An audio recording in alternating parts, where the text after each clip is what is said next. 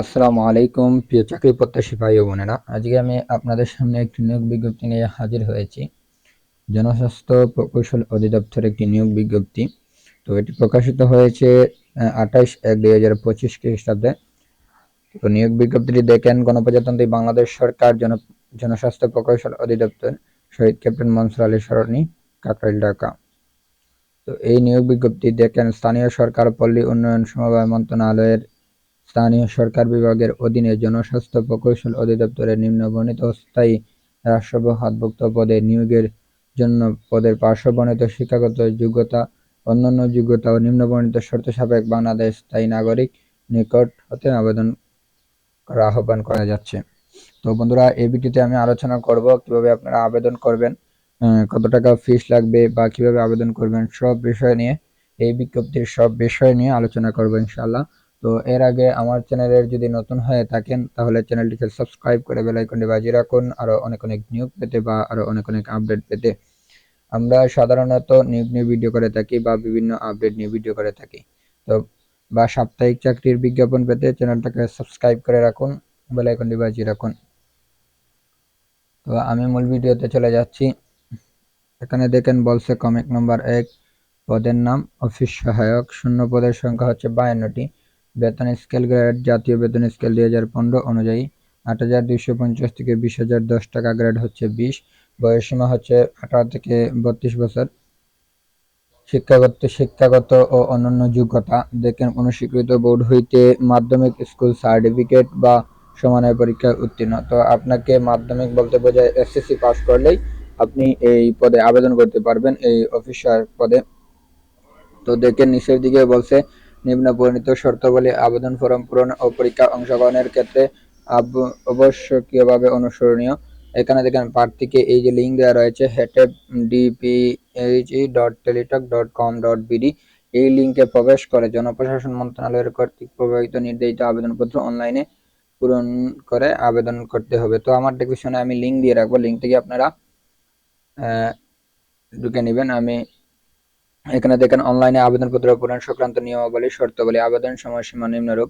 অনলাইনে আবেদনপত্র জমা দানের শুরুর তারিখ 29/1/2025 তারিখ সকাল 10 ঘটিকা থেকে অনলাইনে আবেদনপত্র পূরণের শেষ তারিখ 27/2/2025 খ্রিস্টাব্দ বিকাল 5 ঘটিকা পর্যন্ত। উক্ত সময়সীমার মধ্যে ইউজার আইডি প্রাপ্ত প্রার্থীগণ অনলাইনে আবেদনপত্র সাবমিট করার সময় 72 ঘন্টার মধ্যে SMS এর পরীক্ষার ফি জমা দিবেন। তো দেখেন এখানে বলছে খ নম্বর অনলাইনে আবেদনপত্র প্রার্থীর জন্য সদ্য তোলা রঙিন ছবি 300 পিক্সেল, 300 পিক্সেল দৈর্ঘ্য, 300 পিক্সেল, 80 পিক্সেল স্ক্যান করে নির্ধারিত স্থানে আপলোড করবেন। তো আপনার ছবির সাইজ হতে হবে 300 পিক্সেল, 300 পিক্সেল, স্বাক্ষরের সাইজ হবে 300 পিক্সেল, 80 পিক্সেল স্ক্যান করে নির্ধারিত স্থানে আপনি আপলোড করবেন। সর্বোচ্চ ছবির সাইজ হতে হবে 100 কেবি, স্বাক্ষরের সাইজ হতে হবে 60 কেবির মধ্যে হতে হবে। তো কোনো কম্পিউটার দোকানে গিয়ে আপনারা এগুলো 300 পিক্সেল স্ক্যান করে নেবেন, 300 পিক্সেল 80 পিক্সেল করে নেবেন। তো এখানে দেখেন অনলাইনে আবেদনপত্র পূরণকৃত তথ্য যেহেতু পরবর্তী সকল কার্যক্রমে ব্যবহৃত হবে, সেহেতু অনলাইনে আবেদনপত্র সাবমিট করার পূর্বে পূরণকৃত সকল তথ্য সঠিকতা সম্পর্কে প্রার্থী নিজেকে শতভাগ নিশ্চিত হবেন। প্রার্থীর অনলাইন পূরণকৃত আবেদনপত্র একটি প্রিন্ট কপি পরীক্ষা সংক্রান্ত যে কোনো প্রয়োজনীয় সহায়ক হিসেবে সংরক্ষণ করবেন এবং মৌখিক পরীক্ষার সময় এক কপি জমা দিবেন।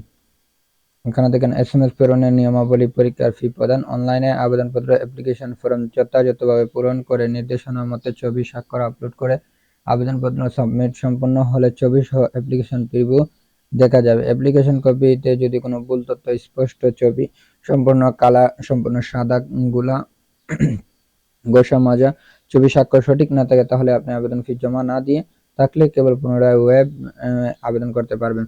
তো এখানে বলছে যদি আপনি অ্যাপ্লিকেশন করে নেন, অ্যাপ্লিকেশন করে নেওয়ার পরে যদি আপনার টাকা পেমেন্ট না করেন তাহলে আপনি আবার এই অ্যাপ্লিকেশন কপিটি সংশোধন করতে পারবেন। টাকা পেমেন্ট যখন হয়ে যাবে তখন আপনি সংশোধন করতে পারবেন না। তো এখানে দেখেন কত টাকা পেড করতে হবে আপনাকে।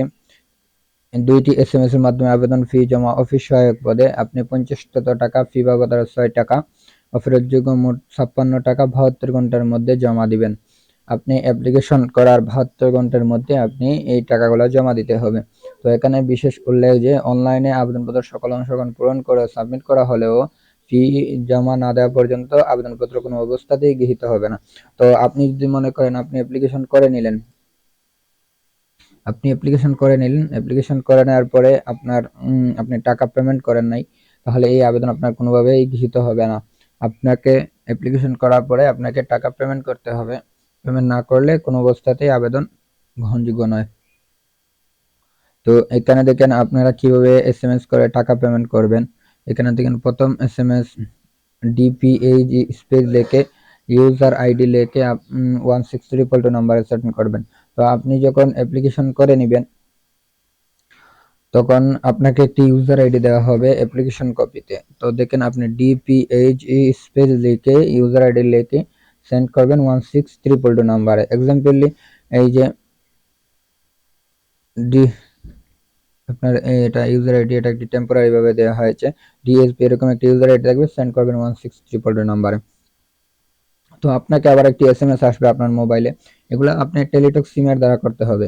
তো এখানে দেখেন অ্যাপ্লিকেশন নেম, আপনার টাকা আসবে, আপনার নাম আসবে, মানে আপনার কত টাকা ফি তাও আসবে, একটি পিন নাম্বার আসবে, এরকম একটি টেম্পোরারি একটি পিন নাম্বার আসবে ফি। আবার আপনি আবার এসএমএস করতে হবে। দেখেন দ্বিতীয় এসএমএস DPHE স্পেস লিখে আপনি ইয়েস লিখে স্পেস দিয়ে আপনি যে পিন নাম্বারটা আপনার ফোনে আসবে এই পিন নাম্বারটা লিখে সেন্ড করবেন 16322 নাম্বারে।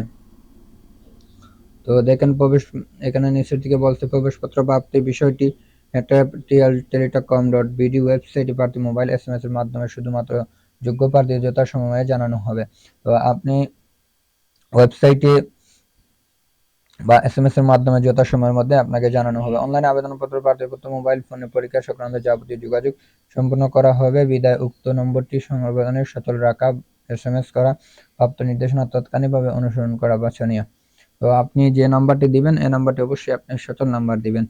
এসএমএস প্রেরিত ইউজার আইডি এবং পাসওয়ার্ড ব্যবহার করে পরবর্তী রোল নম্বর, পদের নাম, ছবি সহ স্বাক্ষর, তারিখ এবং ভেন্যুর নাম ইত্যাদি তথ্য সম্বলিত প্রবেশপত্র প্রার্থী ডাউনলোড প্রিন্ট করে নেবেন।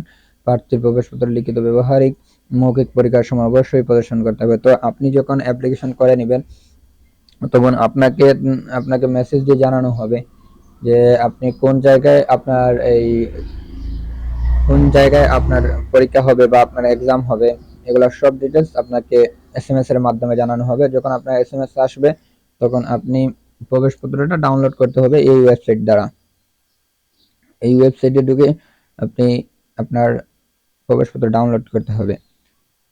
বিজ্ঞপ্তি পত্রিকা ছাড়া ওয়েবসাইটে www.বিজ্ঞপ্তি সহ সংক্রান্ত সকল তথ্য দেখা যাবে। অর্থ কিউআর কোড স্ক্যান এর মাধ্যমে টেলিটকের যে পোর্টাল, যে ওয়েবসাইট এর সরাসরি প্রবেশ করে বিজ্ঞপ্তি পাওয়া যাবে। তো বন্ধুরা আমার চ্যানেলকে সাবস্ক্রাইব করে রাখুন, বেল আইকনটি বাজিয়ে রাখুন আরো অনেক নিউজ পেতে বা আরো অনেক আপডেট পেতে। তো আমি আজ একটা আলোচনা করব এখন আপনারা কিভাবে অ্যাপ্লিকেশন করবেন, কিভাবে আপনারা অ্যাপ্লিকেশন করে নেবেন। আমি এই যে সরাসরি ওয়েবসাইটে আছি, এই লিংকটি আমার ডেসক্রিপশনে আমি দিয়ে থাকবো, আপনারা ডেসক্রিপশন থেকে এখানে ঢুকে নেবেন। এই যে আপনারা যারা সার্কুলার বুঝেন নাই বা এখানে আপনার সার্কুলার ডাউনলোড করে নিয়ে আপনারা পড়াশোনা বুঝতে পারেন। এই যে সার্কুলার ডাউনলোড হয়ে গেছে আপনার মোবাইল বা আপনার পিসিতে, আপনি ডাউনলোড করে নিয়ে আপনি পড়াশোনা বুঝতে পারেন। তো এখানে দেখেন এখানে দুটি অপশন আছে, application form, click here to apply. যেহেতু আমরা অ্যাপ্লিকেশন করব তাহলে আপনার এখানে ক্লিক করব।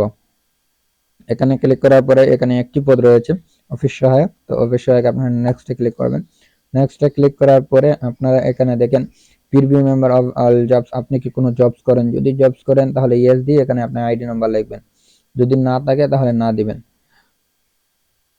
তো এখানে নেক্সটে ক্লিক করবেন। নেক্সটে ক্লিক করার পরে এখানে আসবে আপনার অ্যাপ্লিকেশন নেম, আবেদনকারীর বাংলা নাম, ফাদার্স নেম ইংরেজিতে লিখতে হবে, পিতার নাম বাংলায় লিখতে হবে, মাদার্স নেম লিখতে হবে। এখানে সবগুলো ডিটেলস লেখা আছে, এই অনুযায়ী আপনি পুরোটা ফিল আপ করে নেবেন।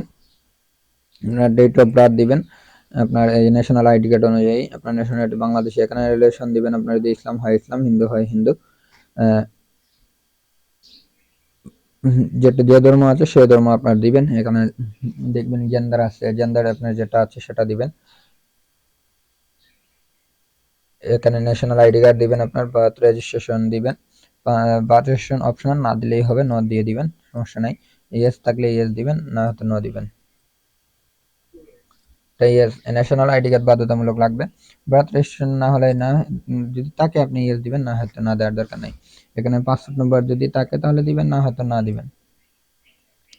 এখানে আপনার মেইল স্টোরিয়াল দিবেন, মোবাইল নাম্বার দিবেন, কনফার্ম মোবাইল নাম্বার দিবেন। মোবাইল নাম্বারটি যে দিবেন এটা সচল মোবাইল নাম্বার দিতে হবে, কারণ এই মোবাইলের মাধ্যমে আপনাকে এসএমএস করে সম্পূর্ণটা আপনাকে মানে আপনার প্রবেশপত্র থেকে ডাউনলোড করে সহ আপনি যখন পরীক্ষা দিবেন, পরীক্ষায় আপনাকে ভাইবা বা রিটেনের সম্পূর্ণ এসএমএস এর মাধ্যমে আপনাকে জানানো হবে। তো এর জন্য বলতেছি বারবার মোবাইল নাম্বারটি আপনার সচল মোবাইল নাম্বার দিবেন। আপনারা এখানে দেখেন কোটা বলছে, যদি আপনার কোনো কোটা থাকে, তাকে মুক্তিযোদ্ধা কোটা বা এরকম কোটা থাকে তাহলে কোটা দিবেন, না হয়তো না দিবেন।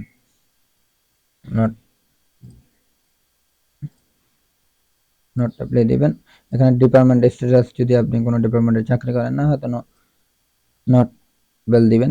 এখানে দেখেন আপনাদের এই যে কার অফ, আপনার এখানে আপনার বাবার নাম দিবেন বা আপনার গার্জিয়ানটির নাম দিবেন, যে নাম দেন। এখানে আপনার ভিলেজ রোড ডিস্ট্রিক্ট দিবেন, উপজেলা দিবেন, বাদে পোস্ট অফিস দিবেন, বাদে আপনার পোস্ট কোড দিবেন। যদি আপনার এই তথ্য সঠিক হয় তাহলে এখানে আপনি সেমে ক্লিক করবেন, অটোমেটিকলি ফিল আপ হয়ে যাবে। তো এখানে দেখেন আপনার শিক্ষাগত যোগ্যতা কতটুকু, এখানে এসএসসি পাস করলে এই পদে আবেদন করা যায়, আমি আগে বলেছিলাম। তো এখানে দেখেন এসএসসি আপনি সিলেক্ট করবেন, আপনার রোল নাম্বার সিলেক্ট করবেন, বাদে আপনার সাবজেক্ট সিলেক্ট করবেন, আপনি কোন বিভাগে পড়েছেন, যদি জেনারেল বা হিউম্যানিটিজ সায়েন্স যেটাতে পড়েন আপনি সেটা দিবেন। আপনার বোর্ড দিবেন, আপনার বোর্ড যেটা পড়ছে সেটা দিবেন, আপনার রেজাল্ট দিবেন। এখানে জিপিএ দিয়ে আপনি এখানে আপনার উল্লেখ করতে হবে আপনি কত পয়েন্ট পেয়েছেন। তো এখানে পাস সিনিয়র দিবেন, পাস সিনিয়র আপনি যত সালে পাস করেছেন সেটি দিবেন। তো এখানে দেখেন আপনার যদি এইচএসসি পাস করে থাকেন, আপনি চাইলে এইচএসসিটাও লাগাতে পারেন। এইচএসসি দিয়ে এখানে আপনি এইচএসসি দিতে পারেন, আপনার আলিম দিবেন, আপনার রোল নাম্বার দিবেন, আপনি আলিম হলে আলিম দিবেন, এইচএসসি হলে এইচএসসি দিবেন। মাদ্রাসার যারা এরা আলিম দিবেন, আর রোল নাম্বার দিবেন, সাবজেক্ট কোড দিবেন, এখানে বোর্ড দিবেন, রেজাল্ট দিবেন, পাস সিনিয়র দিবেন। এটা আগের মতো যেরকম দেখাইছি সেরকম। তো দেখেন এখানে নিচের দিকে বলছে এই ক্যাপচাটি এখানে বসে আপনারা এটা সিলেক্ট করবেন। এই ক্যাপচাটি এখানে বসানোর পরে আপনারা এটা সিলেক্ট করবেন, সাবমিট করা হয়ে যাবে। সাবমিট করার পরে এখানে আপনাকে প্রিভিউ দেখা যাবে যে আপনাদের কোনো অ্যাপ্লিকেশন ভুল আছে কিনা বা কোনো কিছু আছে কিনা। যদি আপনার অ্যাপ্লিকেশন কোনো ভুল থাকে তাহলে ব্যাকে ক্লিক করবেন, অটোমেটিক্যালি আবার এখানে নিয়ে আসবে। আসার পরে আপনারা এখানে যদি এডিটিং এর কোনো থাকে তাহলে এডিটিং করবেন, আবার এখানে আপনারা এই ক্যাপচাটি পূরণ করে আবার আপনারা চলে যাবেন সাবমিটে। চলে যাওয়ার পরে আপনাদের এখানে আপনার ফটো সাইজ হতে হবে, আমি আগে বলেছিলাম। ফটো সাইজ হতে হবে 300 পিক্সেল, স্বাক্ষরের সাইজ 300 পিক্সেল, 80 পিক্সেল, সর্বোচ্চ ছবির সাইজ 100 কেবি, স্বাক্ষরের সাইজ 60 কেবি।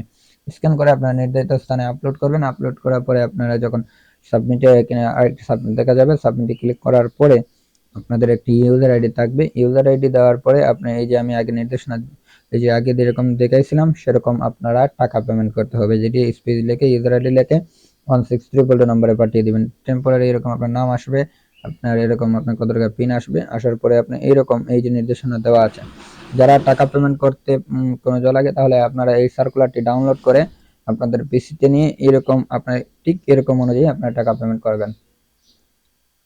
তো বন্ধুরা আমার চ্যানেলটিকে সাবস্ক্রাইব করে রাখুন, বেল আইকনটি বাজিয়ে রাখুন আরো অনেক নিউজ পেতে বা আরো অনেক আপডেট পেতে। তো ধন্যবাদ আমার সাথে থাকার জন্য। আসসালামু আলাইকুম, দেখা হবে পরের ভিডিওতে।